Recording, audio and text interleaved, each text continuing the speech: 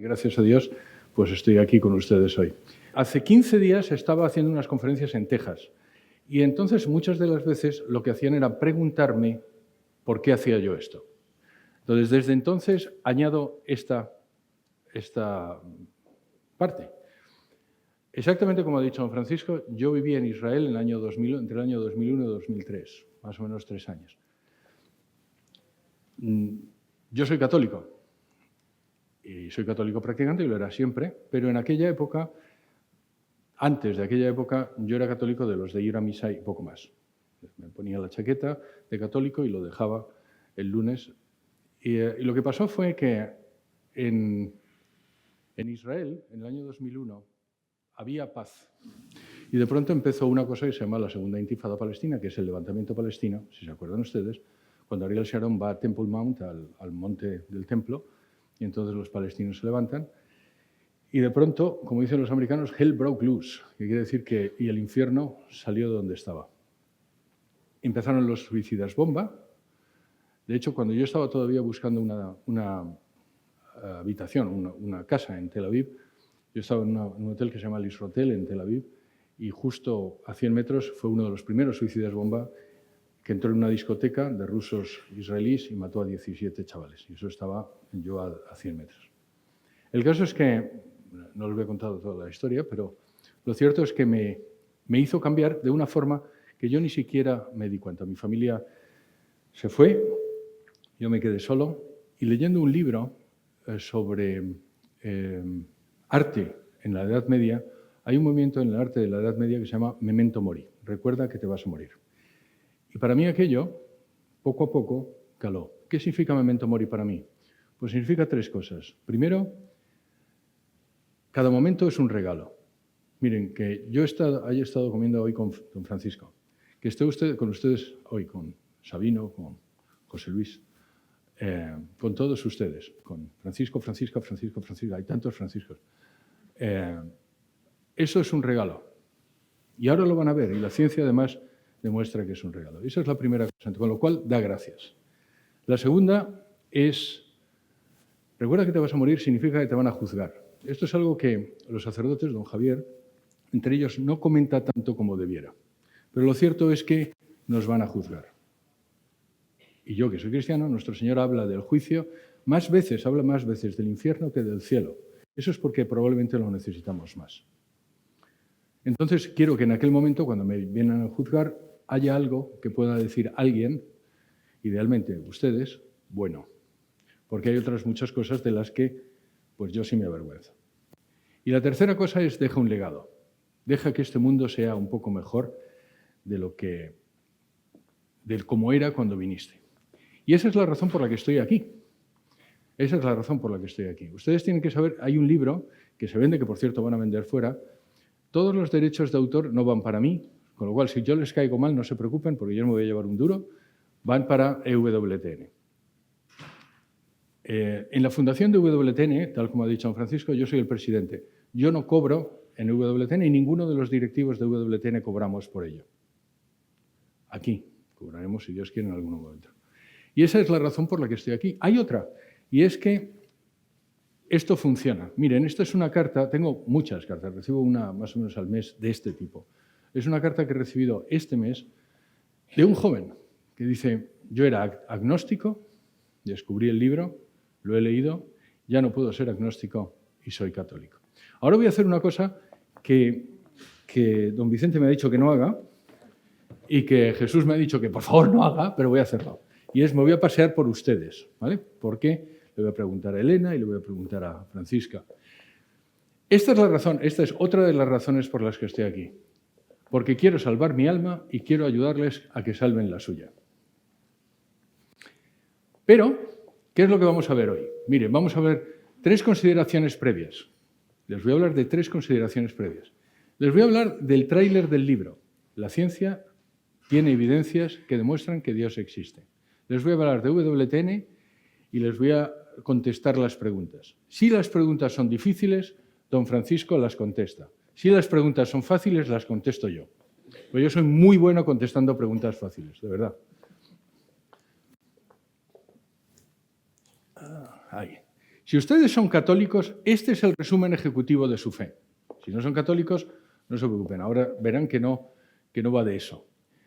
Nosotros creemos que Dios existe, nosotros creemos que Jesucristo es Dios y nosotros creemos que la Iglesia Católica es la verdadera. El libro trata solo de la primera de esas verdades. No trata de la segunda ni de la tercera. Hay evidencias para la segunda y para la tercera. Y si ustedes me las preguntan, se lo digo. Pero lo cierto es que el libro trata solo de las evidencias científicas de que existe un Dios Padre Creador, lo que nosotros llamamos Dios Padre Creador. Ustedes lo pueden llamar una superinteligencia que es la que creó el universo. ¿No llega desde aquí? Ah, sí.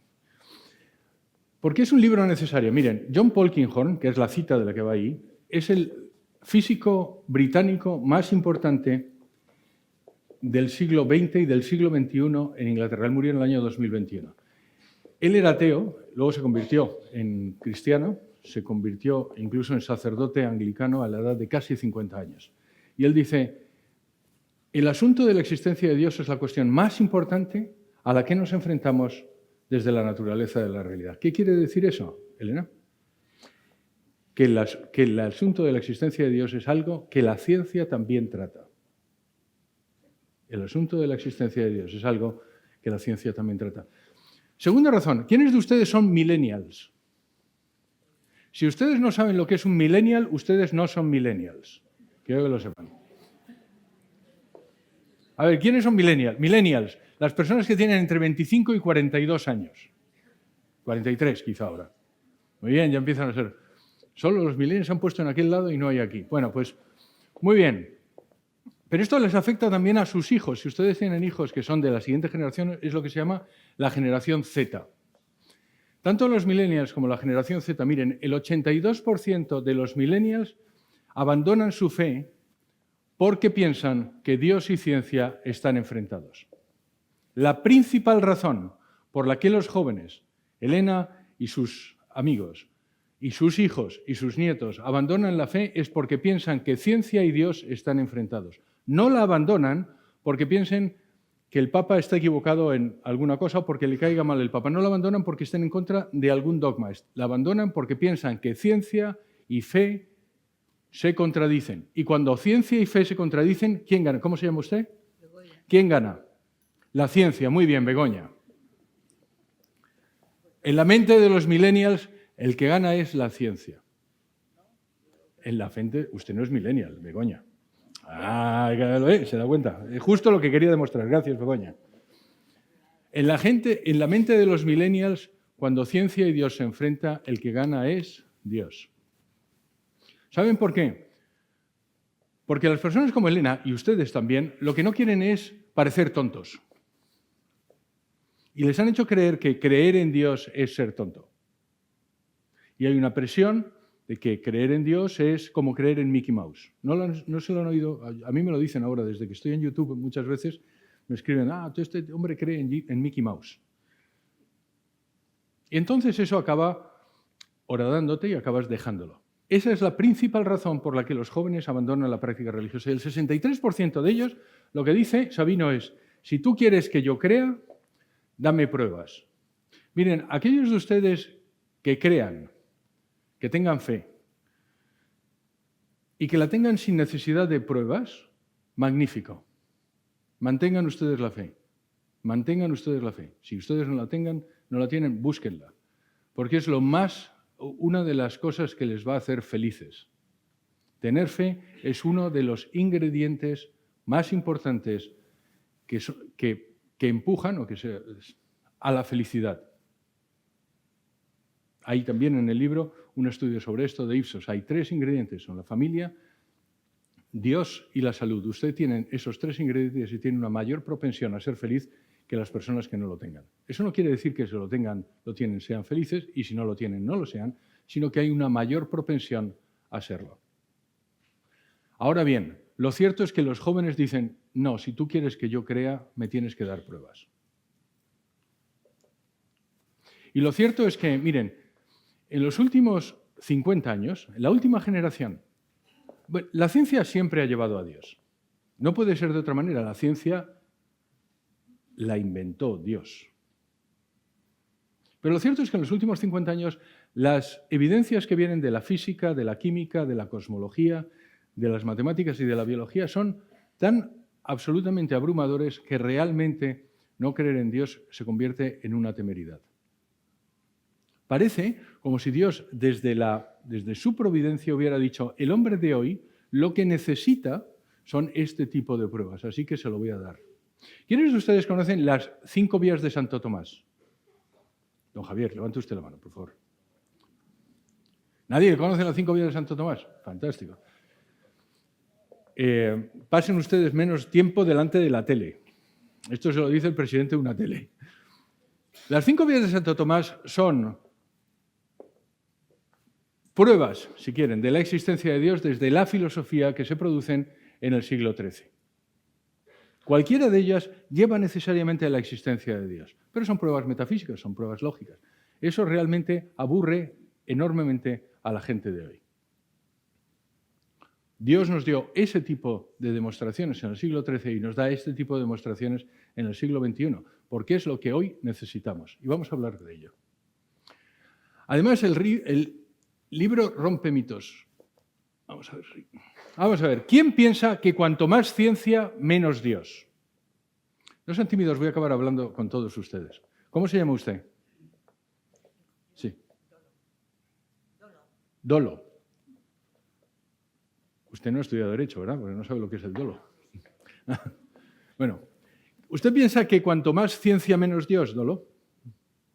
¿Usted piensa que cuanto más ciencia, más Dios? ¿Usted no piensa? Pues son todas las 3 posibilidades, no hay más posibilidades, Dolo. Vamos a preguntarles a todos, Dolo. ¿Quién piensa que cuanto más ciencia, más Dios? Muy bien, ya tenemos 3. ¿Quién piensa que cuanto más ciencia, menos Dios? ¿Quién no piensa? Porque la mayor parte de ustedes no ha levantado la mano. Begoña. ¿Quién piensa que la mayor parte de los científicos son ateos? ¿Quién piensa que la mayor parte de los científicos no son ateos? Siguen ganando los que no piensan, quiero que lo sepan. ¿Quién piensa, y esto para los que son religiosos, quién piensa que solo gracias a la fe se puede llegar al conocimiento de la existencia de un creador? ¿Quién piensa que esto no es cierto? Se han juntado todos ustedes por ahí atrás. Pues lo cierto es que todo es mentira. Todo es mentira. Cuanto más ciencia, más Dios. Un poco de ciencia te aleja de Dios. Un mucho de ciencia te acerca a Dios. Esto lo dice Louis Pasteur. Lo segundo, la mayor parte de los científicos son ateos. Pues mire, esto es un mito que está muy, muy extendido. Pero lo cierto es que en el libro les doy una estadística. De los últimos 100 años de premios Nobel, hay un científico israelí que mira qué es lo que creen. Si creen o no creen. El 97% de los premios Nobel de física de los últimos 100 años se considera teísta o religioso. Teísta, les voy a explicar. Ateo, creo que Dios no existe. Agnóstico, no lo sé. Deísta, Dios existe, pero no tiene nada que ver conmigo. Teísta, Dios existe y además es personal. Religioso, además practico una religión. El 97% de los premios Nobel de física de los últimos 100 años son teístas o religiosos. El 95% de los premios Nobel de química son teístas o religiosos. El 93% de los premios Nobel de medicina y fisiología son teístas o religiosos. En conjunto, más del 95% de los premios Nobel de ciencias son teístas o religiosos, es decir, menos del 5% se declaran agnósticos o ateos. Sin embargo, el 35% de los premios Nobel de literatura se manifiesta como ateo o agnóstico. Por esto suelo decir, y a lo mejor alguno me ha oído ya, que ser ateo es de letras. ¿Quiénes de ustedes son de letras? Ya sabía yo, Begoña. ¿Cómo se llama? Atea. Ateo más que ateo. No. Y luego, ¿solo con fe se puede creer un creador? No. Para los que son católicos, el número 36 de su catecismo. En el número 36 de su catecismo dice: la Santa Madre Iglesia enseña que se puede llegar al conocimiento cierto de la existencia de Dios mediante la observación de la naturaleza y la razón. ¿Qué es la razón aplicada a la observación de la naturaleza? La ciencia. Eso viene del Concilio Vaticano I, eso es lo que decía también Santo Tomás. Pero es que para los que no sean católicos, todos ustedes conocen gente que cree en Dios, pero que no son religiosos, que creen en la existencia de un Dios, y vamos a ver ejemplos de eso, que creen que existe un Dios creador, pero no practican ninguna religión. Porque ¿qué es la fe? Eso no es la fe. No es la fe. No se necesita fe para creer que existe un Dios creador. Simplemente se necesita pensar y observar. ¿Qué es la fe? ¿Qué se necesita para tener fe? Les voy a poner un ejemplo. Dios existe, no es una verdad de fe. También la puede ser, porque usted puede llegar a través de la fe, pero usted, don Javier, me dice si me equivoco en algo, ¿vale? Pero Jesucristo es Dios, sí es una verdad de fe. Usted no puede llegar a esa conclusión solo con la razón. Existe un Dios y tres personas, no es una verdad, es una verdad de fe. No puede llegar a esa conclusión mediante la razón, necesita la fe. ¿Pero qué es la fe, Dolo? ¿Qué se necesita para tener fe? Pues tres cosas, Dolo. Tres. La primera, pensar muy bien. La segunda, querer. Y la tercera, que Dios quiera. Dice Santo Tomás: la fe es una moción del entendimiento bajo el imperio de la voluntad asistida por la gracia. Para tener fe en lo que he dicho, en la existencia de Dios, en que Dios, se necesitan tres cosas. Pensar. Decía además San Agustín, primero, antes que creer hay que pensar. Segundo, hay que tener voluntad. Y tercero, Dios tiene que darle la gracia. Yo sostengo, esto lo sostengo yo, que Dios dará siempre la gracia a aquella persona que tenga recta voluntad y recto conocimiento. Con lo cual, mi observación también es que la gente que normalmente no tiene fe, no es porque le falte entendimiento, es porque le falta voluntad, es porque no quieren. ¿Por qué no quieren? Hay razones psicológicas para ello o las razones que sean. Pero la principal razón por la que una persona pierde la fe no es por culpa de Dios, es por culpa de uno mismo. Al final me voy a tener que subir, aunque solo sea para... La verdad es que el primer trago de las ciencias naturales te convertirá en ateo, pero al fondo del vaso está Dios esperándote. Esto lo dice Werner Heisenberg. Werner Heisenberg, puede ustedes no lo sepan, pero es el físico más importante probablemente de toda la historia de la humanidad, incluyendo a Albert Einstein, a juicio de quien les habla. La única razón que probablemente no lo conozcan tanto es el padre de la física cuántica, es también premio Nobel. Probablemente no le conocen tanto porque tuvo la desgracia de trabajar para los nazis durante la Segunda Guerra Mundial en contra de su voluntad. Era una persona profundamente religiosa y cristiano. Murió en el año 75.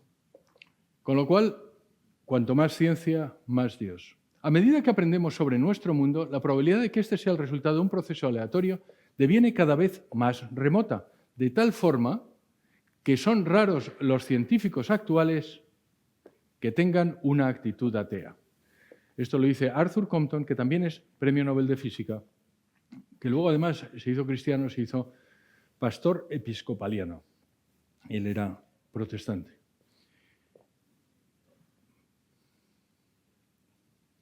Vicente, ¿qué es lo que dice al final? La última. Christian Amundsen. Pienso que solo un idiota puede ser ateo. Que conste que lo dice Christian Amundsen y Vicente, no lo digo yo. Pienso que solo un idiota puede ser ateo. Christian Amundsen es premio Nobel de Química del año 1972. Él era judío. De hecho, era converso al judaísmo. Entonces, Vicente, de acuerdo con Christian Amundsen, ¿qué es lo único que se necesita para no ser ateo? No ser idiota. Bien, todos ustedes tienen un cuñado o un primo que es ateo, si no son ustedes ateos, aunque lo sabe. Todos ustedes tienen un primo o un cuñado que es ateo. Es por lo menos en mi caso, siempre es el pesado que en la noche de Navidad empieza a darte la lata con... Esto les va a servir para esa cena de Navidad, para callarles. ¿Vale? Cuando se ponga su amigo ateo a hablar, y sea muy pesado, les recuerdan a Christian Amundsen. Hay un señor que se llama Robert Millikan, que también es premio Nobel de Física, que él lo dice de una forma más caritativa, que dice: no conozco ninguna persona que sea inteligente que no crea en Dios.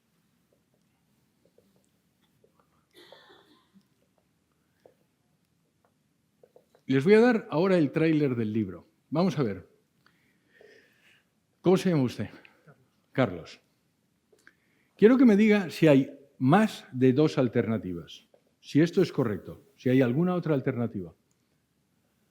¿El universo es eterno o el universo tuvo un principio? ¿Hay alguna otra alternativa? Necesito que todos piensen y ayuden a Carlos. ¿Hay alguna otra alternativa? ¿El universo es eterno o el universo tuvo un principio? No. Es verdad, no hay ninguna otra alternativa. Elena. ¿Existe alguna otra alternativa? ¿Existimos por azar o existimos deliberadamente? ¿Existe alguna otra alternativa? No. Quiero que lo piensen. No existe ninguna otra alternativa. O ustedes están aquí por azar o ustedes están aquí porque alguien quiere. Miren a la persona que tiene a la derecha.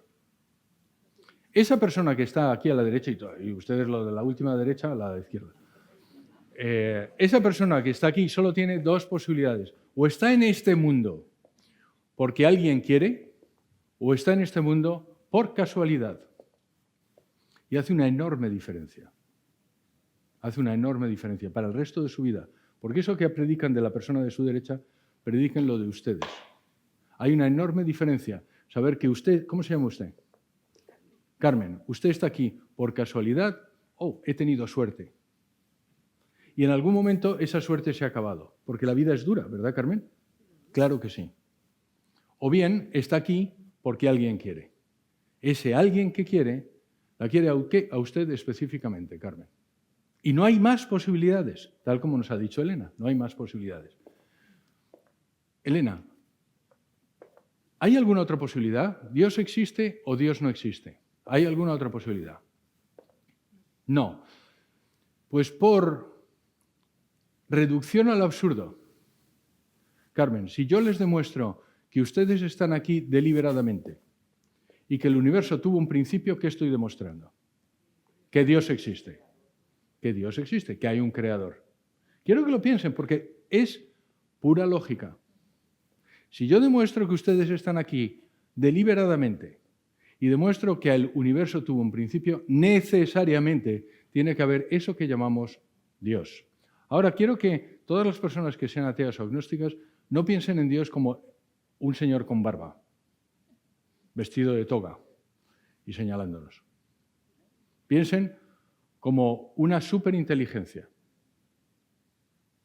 Eso les ayuda mucho. Estamos hablando de lo mismo, si quieren que les diga la verdad, pero piensen como si en una superinteligencia. Pues miren, lo cierto es que el universo tuvo un principio.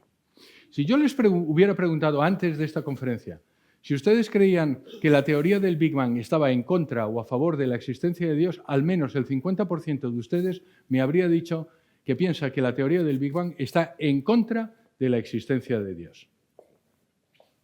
Y lo cierto es que es exactamente lo contrario. De hecho, esta prueba la he hecho en universidades aquí en España, en una universidad en Madrid, y más del 50% de los alumnos universitarios pensaba que el Big Bang estaba en contra de la existencia de Dios. Esta misma pregunta se ha hecho en Inglaterra. Vamos a suponer que los británicos son normales, que eso es mucho suponer, pero bueno, lo cierto es que el 65% de los británicos pensaba que el Big Bang, y cuanto más se sabe de cosmología, menos se cree en Dios. Y es exactamente lo contrario. Miren, ¿qué es la teoría del Big Bang? Primero, no es una teoría, está comprobada, forma parte del modelo cosmológico estándar. El universo tuvo un principio, Carmen. ¿Cómo se llama usted? Isidoro. El universo tuvo un principio hace 13.700 millones de años, Isidoro. El universo tuvo esto, que es lo que llamamos la singularidad. Y en ese momento, imagínense, toda la materia del universo, y quiero que la imaginen, toda la materia del universo, imagínensela, está concentrada en menos de la cabeza de un alfiler. Y en una billonésima de segundo explota y se expande billones y billones de veces. Esto es lo que llamamos la inflación. Esta imagen, por cierto, viene de un satélite que se llama el satélite WMAP, que volvió a la Tierra en el año 2012 y comprueba que la teoría del Big Bang es cierta. Antes ha habido otro satélite que se llama el satélite COBE, antes norteamericano, antes había otro satélite que se llama el Relict 1, que era soviético, que viene a demostrar exactamente lo mismo. ¿Cómo se llama usted? Javier. Hemos dicho que solo existen dos posibilidades, un universo eterno e infinito o un universo que tiene un principio, ¿verdad, Javier? Muy bien. La primera teoría es lo que se llama el universo en estado estacionario, un universo eterno e infinito. Es lo que se pensaba antes de la teoría del Big Bang. Muy bien.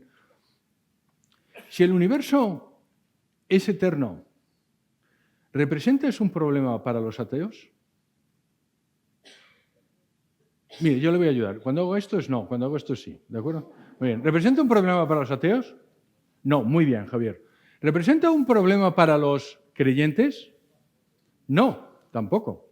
Es menos evidente, pero no, tampoco. Podría existir un universo eterno y un Dios eterno. Ahora bien, si hay un universo que tiene un principio, ¿representa un problema para los creyentes, Javier? No, al contrario. De hecho, quiero que sepan que cuando el Génesis dice «y Dios creó los cielos y la tierra», ustedes no lo saben, pero en hebreo no existe la palabra cielos y tierra. No existe la palabra universo, se llama cielos y tierra. Dios creó el universo. Y al principio Dios creó el universo. Ahora, ¿es un problema para los ateos? Sí. Porque si el universo tiene un principio, ¿qué había antes? ¿Qué había antes? Nada.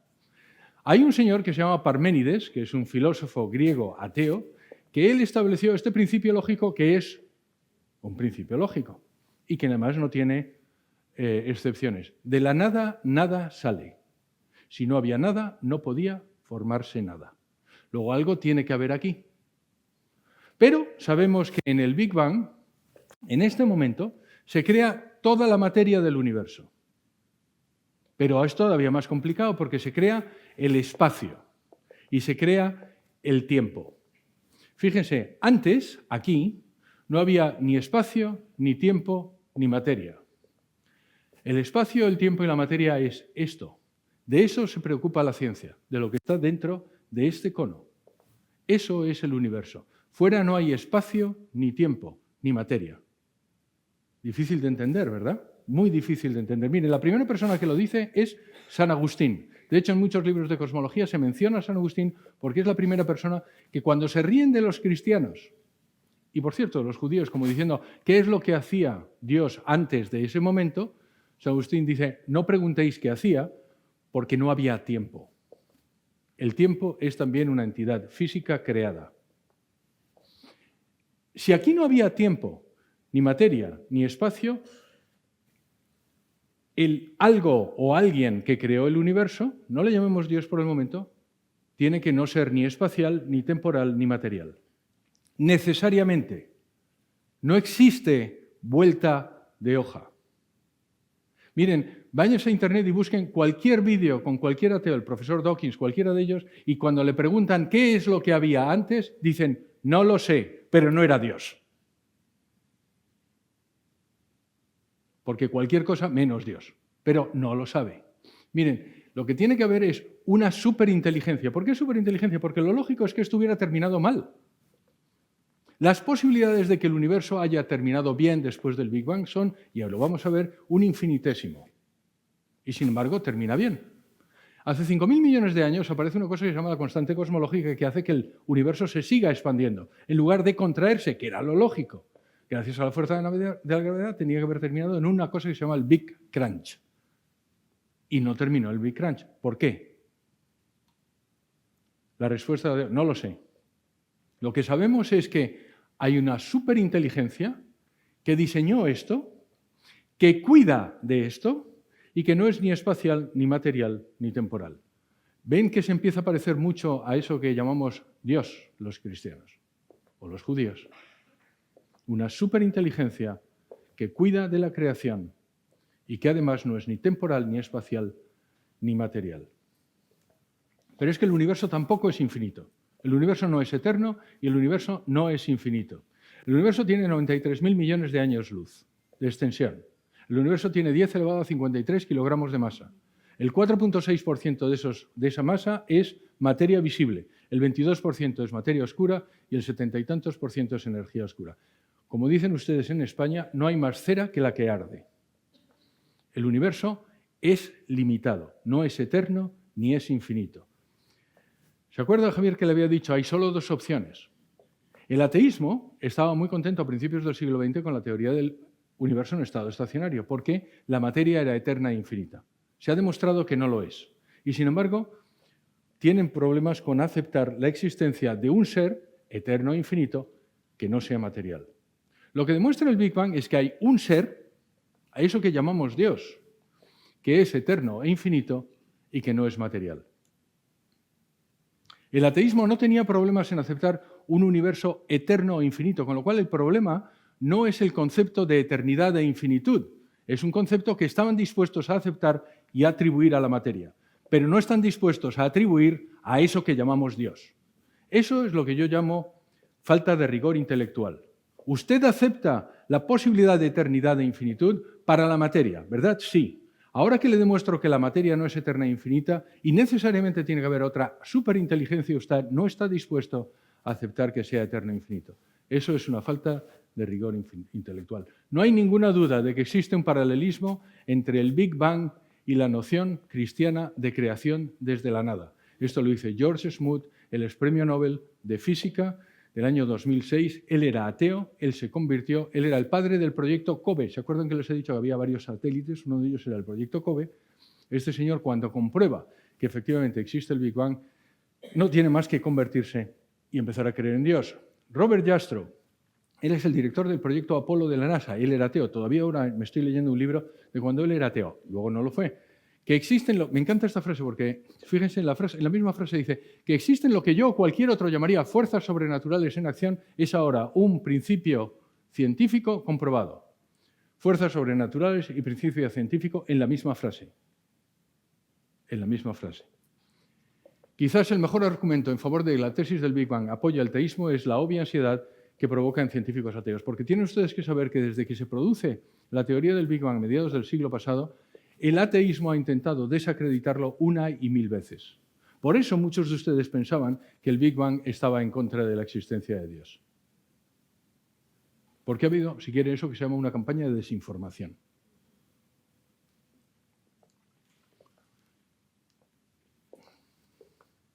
Miren, este señor tiene cara de cura, no lo neguemos.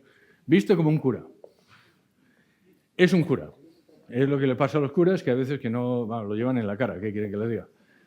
Bueno, pues este señor se llama Georges Lemaitre. Este señor es un sacerdote belga y es el primero que propuso la teoría del Big Bang. Fíjense si la teoría del Big Bang apoya la existencia de Dios, que el primer físico que dijo la teoría del Big Bang es un sacerdote católico. Por cierto, nunca estuvo nominado al premio Nobel. De hecho, le hicieron la vida imposible. Desde que él lo propone, a mediados del siglo pasado, y propone el Big Bang, le hacen la vida imposible. Le hacen scratches, le aíslan hasta que él muere en 1966. Lo que pasa es que el hombre tenía un buen natural y le daba un poco igual, pero lo cierto es que se ríen de él. Isidoro. Mire, usted se va a acordar de este nombre. Georges Lemaitre, Fred Hoyle. Fred Hoyle. Fred Hoyle. Cuando yo le pregunto, usted dice Fred Hoyle. Fred Hoyle. Muy bien, dígalo fuerte. Fred Hoyle. Muy bien, le oían todos, ¿verdad? Muy bien, Fred Hoyle. Miren, cuando estaba haciendo la investigación del libro me doy cuenta que había gente buena y buenos y malos. Esto es como una buena novela. El padre Lemaitre era el bueno y Fred Hoyle. era el malo. Fred Hoyle sí había estado nominado al premio Nobel. Era un científico británico que él creía en un universo en estado estacionario. De hecho, Fred Hoyle. es el que inventa el término Big Bang. No lo inventa el padre Lemaitre, lo inventa metiéndose con el padre Lemaitre. En una intervención en la radio, en la BBC, dice, sí, claro, esto va a ser como el Big Bang. Porque el padre Lemaitre lo había llamado la teoría del huevo cósmico en el momento de la creación. que también tiene narices. Estarán ustedes de acuerdo conmigo que los sacerdotes católicos no tienen puñetera idea de marketing, porque la teoría del huevo cósmico en el momento de la creación tiene narices. Entonces, Fred Hoyle se mete con el padre Lemaitre y inventa el término Big Bang, y desde entonces lo recordamos.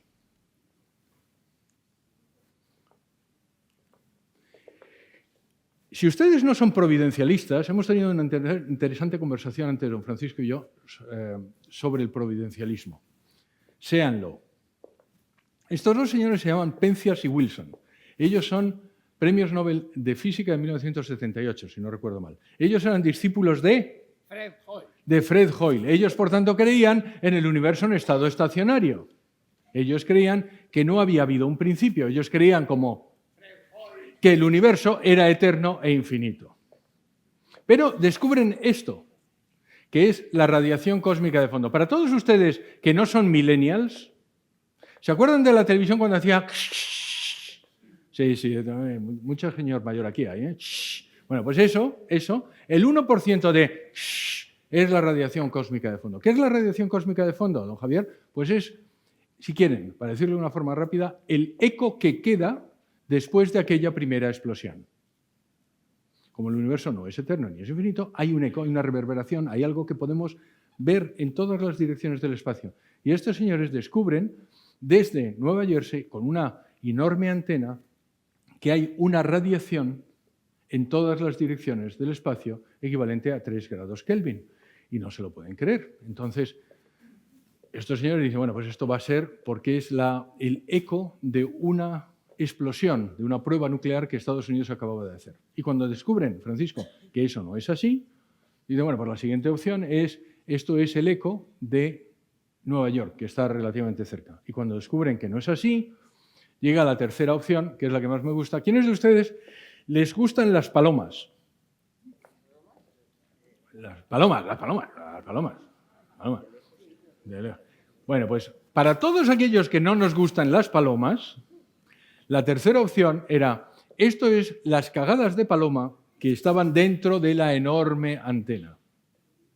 Y lo cierto es que sepan que las cagadas de paloma sí crean una radiación, pero no era eso. Entonces limpiaron la antena y se dieron cuenta de que no era eso. Entonces van a hablar con otro señor que se llama Dicke, y Dicke le dice, me lo habéis pisado. Iba a presentar justo en este momento un paper, un papel científico, donde iba a apoyar la teoría del Big Bang. Pero vosotros lo que habéis descubierto es la demostración, la experimental, de que existe el Big Bang. Ellos presentan el papel en el año 1965. Y gracias a eso se llevan el premio Nobel, como les he dicho, en el año 1978. Y fíjense qué bonito, porque presentan el papel, y hay una enorme conmoción en el mundo de la cosmología, 6 meses antes de que el padre Lemaitre muera. De tal forma que el padre Lemaitre se va a la tumba sabiendo que su teoría ha sido confirmada experimentalmente. No me digan que no es bonito. No me digan que no es bonito. Les voy a dar otra evidencia. El universo tendrá un final. ¿Quién sabe lo que es la segunda ley de la termodinámica? ¿Cómo se llama usted? Sí. Mónica. ¿Alguien más además de Mónica? Bueno, pues miren, esto es... ¿Se acuerdan que les he dicho que todos ustedes tienen un cuñado que se llama Víctor, que es ateo? Vale, pues no se llama Víctor. Acompáñeme en el razonamiento, Begoña. Se llamará Mariano, me da lo mismo. Begoña, no me fastidie. Bueno, pues quiero que practiquen delante de un espejo. Todos los que ustedes que no sean ateos digan, Víctor, la segunda ley de la termodinámica demuestra necesariamente la existencia de Dios.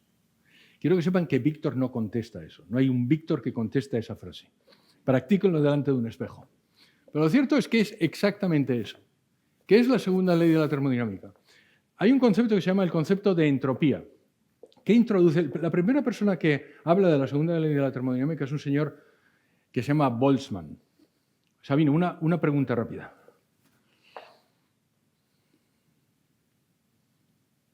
Boltzmann era austríaco. ¿De dónde es mi mujer? Vamos a intentarlo otra vez. José Luis. Boltzmann era austríaco. ¿De dónde es mi mujer? Según la ley de la entropía, Austríaca. Mi mujer es austríaca. Ya sé que es muy confuso en estos días de hoy, pero mi mujer es austríaca. Mi mujer es austríaca. Boltzmann era austríaco y Boltzmann es un autor católico que define por primera vez el concepto de entropía. ¿Qué es la entropía? Pues muy fácil. Es la medida del desorden en un sistema. La medida del desorden en un sistema. Para que se acuerden, lo que dice la segunda ley de la termodinámica es que la entropía siempre aumenta, que los fenómenos físicos pasan siempre en una dirección y no en la contraria. Es que se acuerden, cuando sale la pasta de dientes, pero no entra. Eso es lo que dice la segunda ley de la termodinámica, que los procesos físicos pasan en una dirección, que la entropía siempre aumenta. Esto es como el cuarto de mi hija Isabel. El desorden siempre aumenta. ¿Se acuerdan? Ahora se van a acordar. El desorden siempre aumenta. Salvo que haya una fuerza desde el exterior que reordene, sus padres. ¿Se dan cuenta? Esto es la segunda ley de la termodinámica aplicada a la vida misma. Bueno, pues, ¿por qué es importante esto? Porque el universo tendrá un final. El universo, lo que predice la segunda ley de la termodinámica es que el universo tendrá un final. No se preocupen, no les va a pasar hoy, pero dentro de 2.000 trillones de años, el universo tendrá eso que se llama la muerte térmica. Dentro de 31 billones de años, las estrellas dejarán de formarse, luego las estrellas se apagarán, después se enfriará y acabará habiendo más agujeros negros hasta que habrá lo que se llama la decadencia de los protones y acabará el universo en muerte térmica. ¿Por qué eso demuestra la existencia de Dios? Fíjense si era importante que demostraba la existencia de Dios, que había hasta al señor Boltzmann también le hicieron escraches y le hicieron la vida imposible desde que propuso la segunda ley de la termodinámica. Hay un señor que se llama Haeckel, que era ateo, darwinista, que cada vez que Boltzmann presentaba, él iba y le hacía un escrache. Y le hundía las presentaciones. Eso acabará pasándome a mí también, supongo. Pero lo cierto es que el señor Boltzmann tenía una psicología débil y acabó suicidándose. Pero él tenía razón, el universo tiene un final. Si tiene un final, fíjense, es lo mismo que decíamos antes con Javier. Si el universo tiene un principio, necesariamente tiene que haber algo antes del principio. Si el universo tiene un final, necesariamente tiene que haber algo después del final. ¿Qué es ese algo? Pues eso que llamamos Dios. ¿Quiénes de ustedes son licenciados en Derecho? Una de las características de los licenciados en Derecho es que son cobardones, porque hay muchos más licenciados en Derecho aquí que 5. ¿Quiénes de ustedes son licenciados en Derecho? De hecho, yo conozco a alguno que no ha levantado la mano. Quiero que levanten ustedes la mano, por favor, todos. En esta fila hay un... Muchas gracias, gracias, José María. Hay más licenciados. Bueno, pues para los licenciados en Derecho y los que no lo sean, hay un principio del derecho que dice a confesión de parte, relevo de prueba, que quiere decir que cuando una de las partes confiesa, dice, vale, de acuerdo, yo he sido el que he robado, no tengo yo que demostrar, la otra parte, la evidencia de lo que él está haciendo. Pues mira, confesión de parte, relevo de prueba. En 1869, un ateo famoso le dice a otro ateo famoso en una carta. Esto es antes de que la segunda ley de la termodinámica haya sido comprobada, cuando es solo una teoría. Dice, el estado de gran calor original, a partir del cual todo se enfría, es absolutamente inexplicable. Es incluso una contradicción, puesto que ello presupondría la existencia de Dios. Quiero que se fijen en dos cosas en esta frase. Primero, lo que él dice es, si la segunda ley de la termodinámica fuera cierto, Dios existiría. Segundo, la premisa es Dios no existe. Luego, la segunda ley de la termodinámica no es verdad.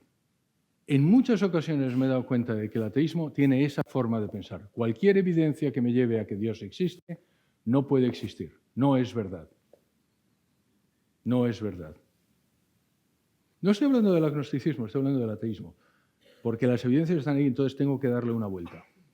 Esto es una carta de un señor que se llama Federico Engels a otro señor que se llama Carlos Marx en 1869.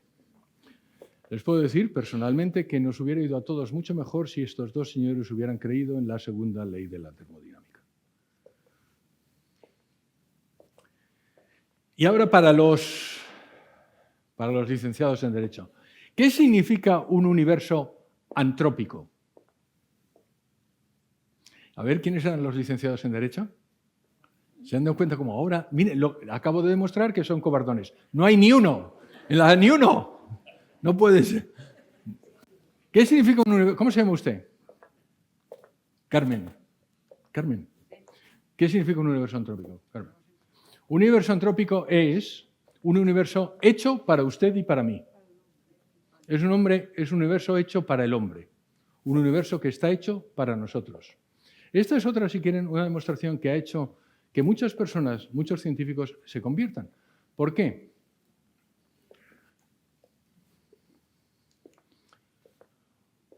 Como ustedes pueden ver.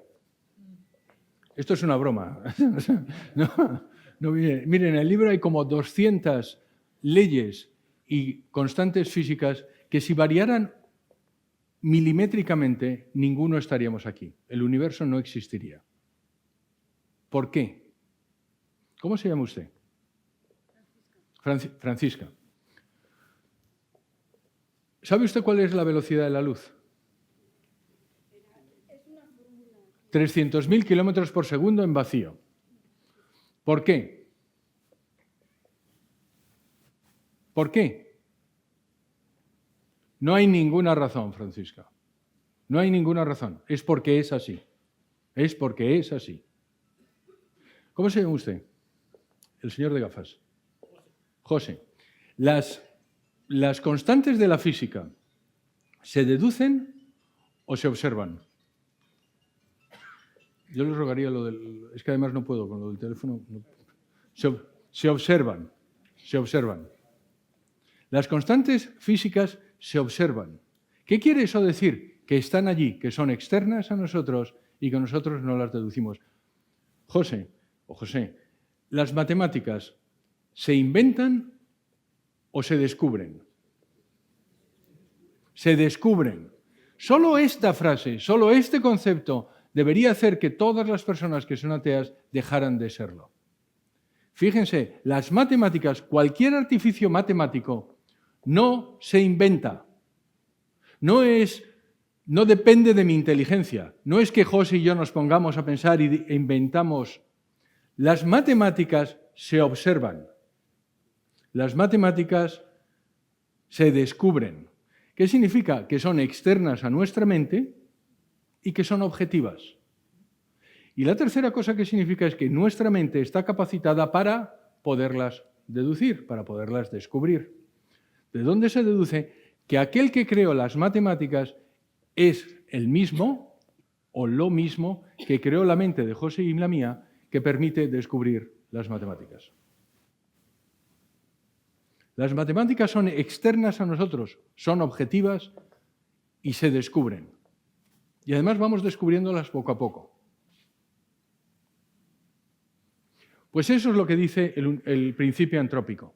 Lo que dice el principio antrópico es que, miren, como le decía Francisca, la velocidad de la luz es 300.000 kilómetros por segundo en vacío.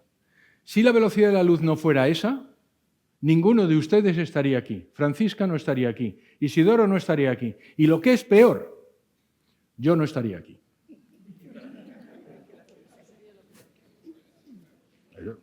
Para mí sí, ¿verdad? Pues lo cierto es que no hay ninguna razón por la que la velocidad de la luz sea esa. Y como esa hay 200.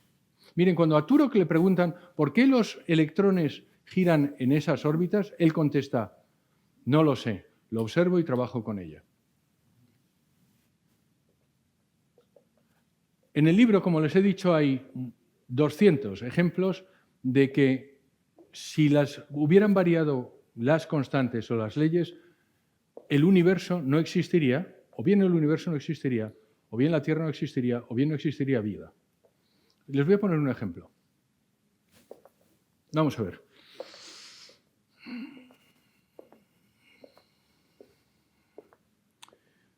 ¿Quién es un hombre con suerte? ¿Quién es un hombre con suerte? Un hombre con suerte. Necesito un hombre. ¿Cómo se llama usted? Joaquín. ¿Cómo se llama el señor que está a su lado? Antonio. Vamos a ver. Si yo le doy a Joaquín un billete de lotería y le toca, y le doy otro billete de lotería mañana y le toca, y le doy otro billete de lotería mañana, al día siguiente, y le toca, y al otro día, y le toca. Antonio, ¿qué es lo que usted diría de Joaquín y de mí que pueda decir en público? Que tiene suerte. Antonio es un cándido. Antonio es un cándido. A ver, necesito a alguien que piense que hace trampa. Muchas gracias, muchas gracias. Vicente piensa que hace... Eso es lo que pensaríamos todos. Pensaríamos todos. Quiero que sepan que la mejor respuesta que me han dado a esto fue un licenciado en Derecho en Madrid. Cuando hago siempre la misma pregunta en las presentaciones, digo, bueno, Antonio, ¿y qué es lo que dirías de Joaquín? El tío se queda... Que me tengo que hacer su amigo. La mejor respuesta, que también es cierto. Bueno, pues lo cierto es que eso es lo que nos ha pasado. Eso es el universo antrópico. Lo que nos ha pasado es que nos ha tocado la lotería todos los días. Todos los días. Y estamos tan acostumbrados a que nos haya tocado la lotería que ya no nos damos ni cuenta. Eso es lo que significa el principio antrópico. Les voy a poner un ejemplo. El señor Roger Penrose es el Premio Nobel de Física del año 2020. Él calcula lo siguiente, él calcula las posibilidades de tener un universo antrópico, es decir, un universo que permita la vida, basándose solo en una de las características que es la entropía. Hemos dicho ya que la entropía es la medida del desorden. Lo que él se da cuenta es que hay un universo que está muy ordenado. Eso también lo decía Einstein. Nuestro universo está increíblemente ordenado. ¿Pero por qué? Si después de una explosión no tendría que estar ordenado, pero nos ha podido tocar la suerte. Nos ha podido dar, si yo le doy a Joaquín un billete de lotería y reparto 10 billetes de lotería, Antonio, ¿cuánta suerte ha tenido Joaquín? ¿Cómo ha cambiado? 0.1. Un 10%. Si doy 100 billetes de lotería, ¿cuánta suerte ha tenido Joaquín? Un 1%, 0.01. Entonces él calcula cuánta suerte hemos tenido solo con la entropía. Para eso calcula todos los bariones del universo. Los bariones son las partículas subatómicas, 10 elevado a 80. La entropía del barión, 10 elevado a 43. El total, 10 elevado a 123. Ahora bien, los espacios de fase, es decir, las posibilidades, los billetes de lotería, son el logaritmo de la entropía. Con lo cual, la inversa es el exponencial. Mírenselo si quieren, pero es exactamente así. Entonces, él calcula cuántos billetes de lotería han repartido y nos ha tocado. Le hemos dado a Joaquín un billete de lotería y se han repartido 10 elevado a 10 elevado a 123 billetes de lotería. ¿Cómo de grande es ese número? Es un número tan grande que no hay un ordenador en el mundo que pueda calcularlo. En una presentación hubo alguien que se metió para intentar, y le preguntó a ChatGPT. Y la respuesta de ChatGPT es: no se puede calcular. 10 elevado a 10 elevado a 123 es un número tan grande que es imposible calcular. De hecho, el propio Penrose dice: imagínense que atribuyen un 0 a cada uno de los átomos de todo el universo. Átomos. Dividan todo el universo en átomos. A cada uno de ellos le atribuyen un 0 y todavía necesitarían más ceros, para ver qué tanta suerte hemos tenido. Conclusión: esto nos dice cómo de precisa debió ser la calibración del Creador. Esto es lo que nos dice la ciencia. Las conclusiones son suyas. Las conclusiones son suyas. Esto es lo que nos dice la ciencia. No hay vuelta de hoja. No creo que científico alguno que examine las pruebas pueda llegar a otra conclusión que esta. Las leyes de la física nuclear se han formulado a propósito. ¿Cómo se llamaba el señor? Fred Hoyle. Fred Hoyle, exacto, Fred Hoyle. Fred Hoyle no se convirtió en cristiano, se convirtió en teísta al final de su vida. Y él llegó a decir esto: nadie que conozca las leyes de la física puede pensar de otra forma, que es que se han formulado a propósito. De hecho, él tiene otra frase también lapidaria que dice: los únicos científicos que no creen en Dios no lo hacen por razones científicas, lo hacen por razones psicológicas. Las razones por las que un científico puede no creer en la existencia de Dios Las únicas razones son razones psicológicas. ¿Quién conoce a este señor, Kurt Gödel? Sabino, ¿de dónde era Kurt Gödel? Sabino, me está usted fastidiando. Austríaco, muy bien, austríaco. ¿Por qué digo esto? Porque ustedes llegarán a conocer a mi mujer en algún momento. Y entonces quiero que sepan que en todas las presentaciones la traigo. Mi mujer se llama Doris, ella es austríaca. Y lo siento por todos ustedes porque me he casado yo con ella. Llegué yo primero. Bueno, pues Kurt Gödel es austríaco y es probablemente el matemático más importante de toda la historia de la humanidad. Aquí le ven paseando con Einstein en Princeton. Él murió en 1978. Él es famoso por muchas razones, pero una de las cosas por las que es famoso es los teoremas de incompletitud. Esto es muy complicado. Ahora, de verdad, esto es muy complicado. Pero se lo voy a decir de una forma para que lo entiendan. Vamos a ver. ¿Cómo se llama usted? Amadeo. Fíjese en esta frase. Esta frase es mentira. Si es mentira, es verdad. Y si es verdad, es mentira. ¿Tiene eso solución, Amadeo? No estoy en estos momentos para resolver enigmas. Perdóneme usted, Amadeo. Nada. Pues yo le voy a ayudar. La respuesta es no, no tiene solución. Voy a volver a Javier.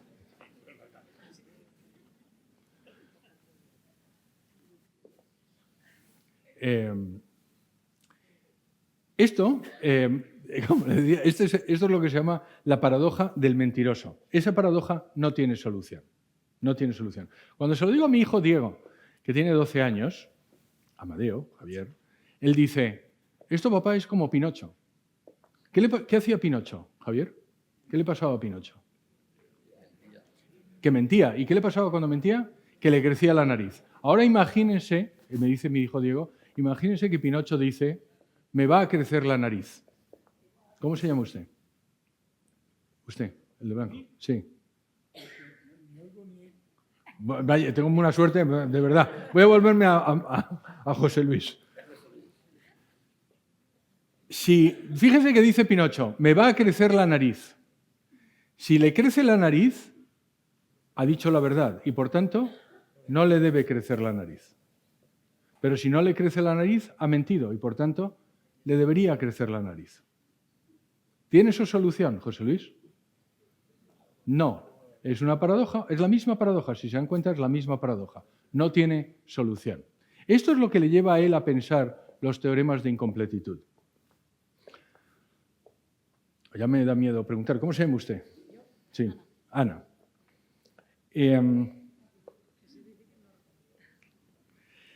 Ana, todo lo que es demostrable es verdad. Necesito que todos ayuden a Ana. Todo lo que es demostrable es verdad. ¿Es cierto o no es cierto? Todo lo que es demostrable es verdad. ¿Es cierto o no es cierto? Muy bien, Ana, sí. Sí, todo lo que es demostrable es verdad. De hecho, es prácticamente una tautología, porque demostrable significa que se ajusta a la realidad. Por lo tanto, todo lo que es demostrable es verdad. Ahora bien, ¿todo lo que es verdad es demostrable? No. No. ¿Todo lo que es verdad es demostrable? No, eso no es verdad. De eso tratan los teoremas de incompletitud. Fíjense, Ana, a principios del siglo XX había un señor que se llamaba Hilbert, que él decía que sí, que todo lo que era verdad podría llegar a ser demostrado porque él decía el ser humano tiene una capacidad que va a poder demostrar cualquier verdad, que la capacidad del ser humano es infinita y que por tanto no hay verdad que no pueda llegar a ser demostrada. Y de hecho creó una serie de problemas que dejó para la posteridad para poder ser demostrados. Este señor era el matemático más importante de principios del siglo XX. Cuando lo está presentando esto, que es lo que se llama el proyecto de Hilbert, en el mismo sitio en Leipzig, este señor, que era jovencito, Kurt Gödel, presenta justo lo contrario, que es los teoremas de incompletitud, que hay verdades que no pueden ser demostradas, que son verdad, que usted sabe que es verdad, que existen, que además son verdad, pero que no pueden ser demostradas. Ahora bien, fíjense, Ana, cuando yo diga así, usted dice Dios, ¿vale?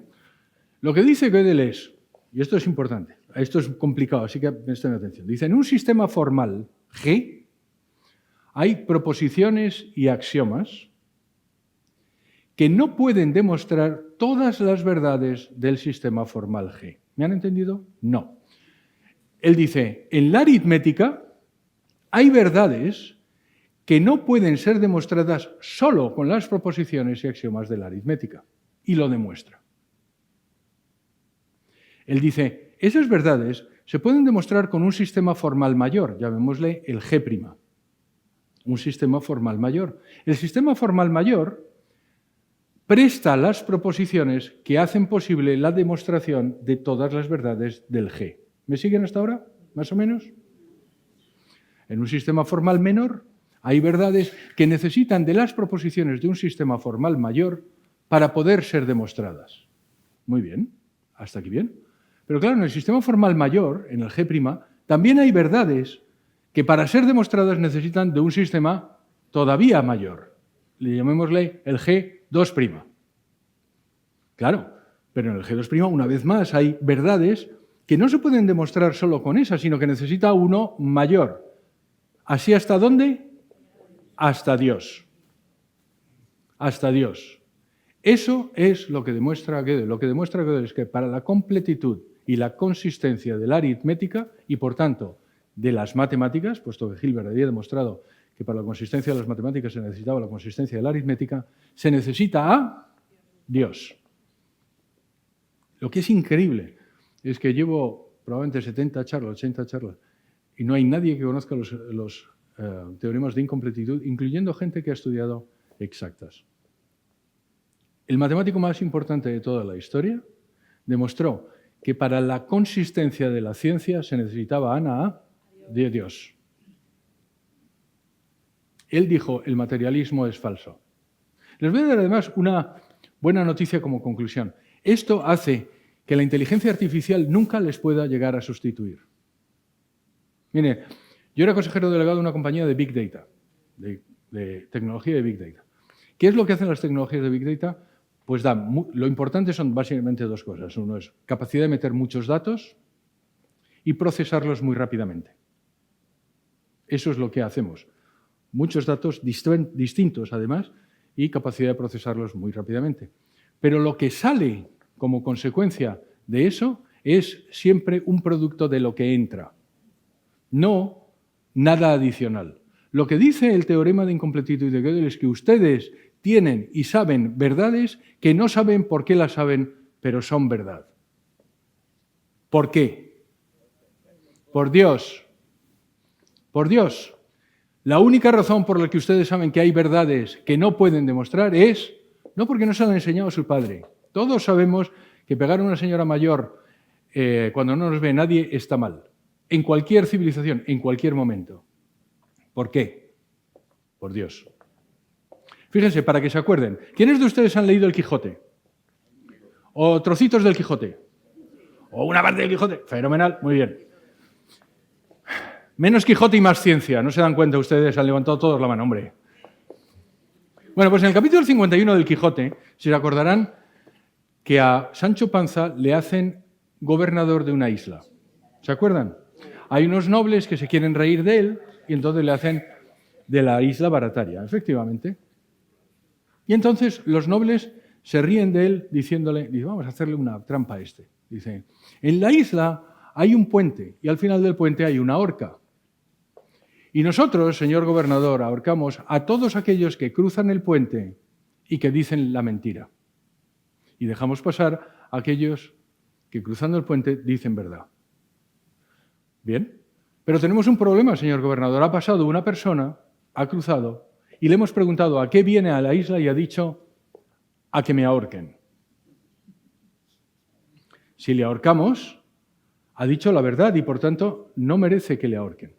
Pero si no le ahorcamos, ha mentido y por tanto merece que le ahorquen. ¿Se dan cuenta que es lo mismo que Pinocho? ¿Se dan cuenta que es lo mismo? ¿Qué es lo que dice Sancho? Dice, mi señor Don Quijote me enseñó que donde la justicia no alcanzare, aplique la misericordia. Y por tanto, que le dejen ir libre, porque siempre será mejor que haya un culpable libre que un inocente ajusticiado. ¿Qué es lo que ha hecho? En el sistema formal G, justicia, no había solución. Y ha aplicado el sistema formal mayor, misericordia, donde le ha encontrado una solución. Esto es lo que yo le digo a mi mujer. Antes de Gödel, Cervantes. ¿Se dan cuenta? Esta es la discusión que tenemos los austríacos y los españoles en mi casa. Se ha pasado. Siguiente. Les dije, estamos a punto de terminar.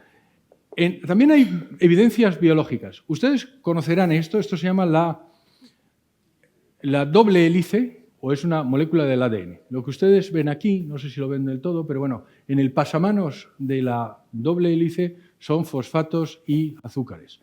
Y lo que tienen en medio son peldaños, si quieren, de una escalera. Los peldaños son pares de bases. Hay 4 bases nitrogenadas, la ACGT. Si ustedes son biólogos, lo sabrán, ACGT. Adenina, guanina, citosina y timina. Ahora, el problema es que para que el ADN pase la información, tienen que estar exactamente asambladas. La C con la G y la A con la T. Y si no, no funciona. Bien. Ustedes tienen 1.375.000 pares de bases. ¿Cuáles son las posibilidades estadísticas de que aquello haya funcionado puramente por casualidad? Pues fácil. Una posibilidad, una vez más, le doy a Joaquín un billete de lotería. ¿Y cuánto se ha repartido? 4 elevado a 1.375.000. Y una vez más, le ha tocado la lotería. Fíjense, esto es lo que hace que a Francis Collins es el padre del proyecto Genoma Humano. El proyecto Genoma Humano empieza en 1990 y Francis Collins es ateo.